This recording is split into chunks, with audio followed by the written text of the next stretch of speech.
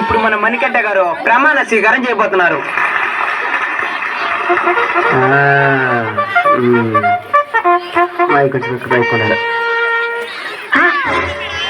ఎంతమంది వచ్చేస్తున్నారా? వీళ్ళకి 200 ఇస్తే ఎంతమంది వచ్చినారంటే 500 ఇచ్చి ఎంతమంది వచ్చుంటారా? సరే స్వీకారం చేద్దాం. మణికంఠను నేను, మణికంఠను నాను శాసనం ద్వారా, శ్యామల ద్వారా. ఏం మాట్లాడుతున్నావు? శాసనం ద్వారా సేమియా శాసనం ద్వారా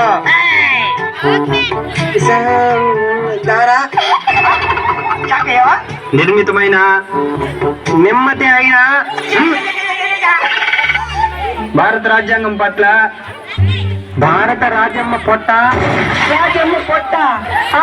ముద్దులా నువ్వు 10 ఓట్లు వేపిస్తా, నేను 30,000 తీసుకుంటావు నా దగ్గర. 5 ఓట్లు వేపించుండేది సిల్లర్ ఇంకా ఇయలే. రాజ్యం ఎవరా? మా అవ్వ కదా. సూపర్ చెప్తున్న ప్రమాణ స్వీకారం. Continue thank you. కానీ చెప్పానే నిజమైన విశ్వాసం విధేయత చూపుతానని, నిజమైన విశ్వాసం విధేయత సాపుతానని భారతదేశ సార్వభౌమాధికారాన్ని. ఈ పరం మనకే నోరు తిరుగుదా? ఇదేం చెప్తాడు?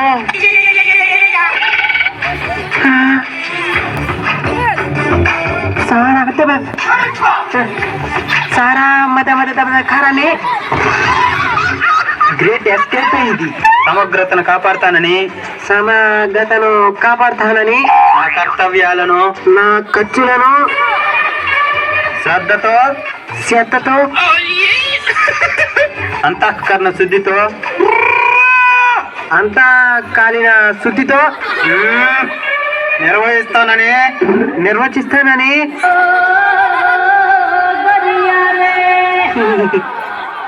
భయం గాని పక్షపాతం గాని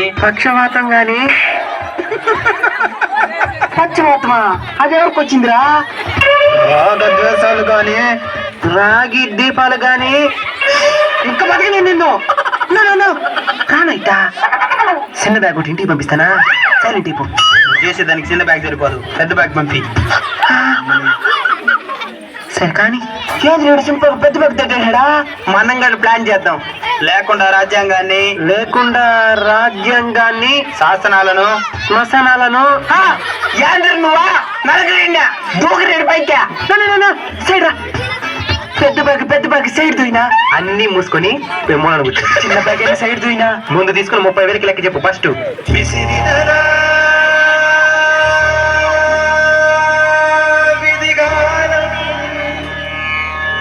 అనుసరించి అనుపమ ప్రజలందరికీ న్యాయం చేకూరుస్తానని ఇదెప్పుడు పండించినవురా? దైవ సాక్షిగా దైవ సత్యంగా ప్రయాణం చేస్తున్నాను. ప్రయాణం కాదు ప్రమాణం. పాయాసం ప్రమాణం. ఏనిదా అర్థం కాని పదాలు తీసుకొచ్చి పలకమంటే ఎవరు పలుకుతారో? ఇప్పుడు చేస్తాను చూడు అసోసియేషన్ ప్రమాణ స్వీకారమా అందరికి అర్థమయ్యే విధంగా. నేను గెలిచిన మిమ్మల్ని 5 ఏళ్ళు పాలిస్తా. ఓటికి 5,000 ఇచ్చిండేది, కొన్ని కోట్లు ఖర్చు అయ్యేది. కాబట్టి నా డబ్బు మొత్తం సంపాదించుకోవాలా. కాబట్టి మొదటి 3 ఏళ్ళు మొత్తం తినేస్తా.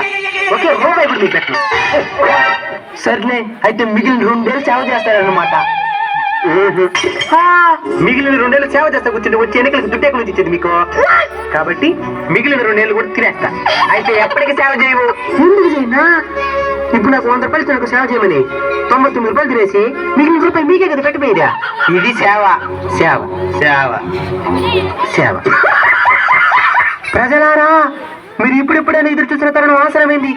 బిర్యానీ పట్ల సారాయి ప్యాకెట్లు వచ్చేది.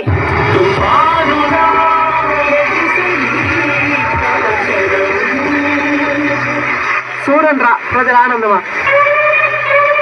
ప్రజలారా, ఒక మనిషికి ఒక బిర్యానీ పట్లు, 2 సారాయి ప్యాకెట్లు. కాబట్టి క్యూలో నిలబడి ప్రశాంతంగా తీసుకోండి. కొట్లాడబాకండి. ఇలాంటి బతకనేకూడదు. ఒకటి మోసకున్నావు నువ్వా? ఒరే నిన్ను వదిలితే మంచిలో నిలవ ఉందిలేవా? మనం మారం గాని సమాజంలో మాత్రం మార్పు రావాలని కోరుకుంటాం. ఓటికి నీ నోట్లు ఇచ్చిన 2 లెక్కిస్తాము, తిరిగి పరిపాలన సరిగ్గా లేదని విమర్శిస్తాం. మనం మారినంత వరకు సమాజం ఎన్నటికీ మారదు. ఇది సత్యం.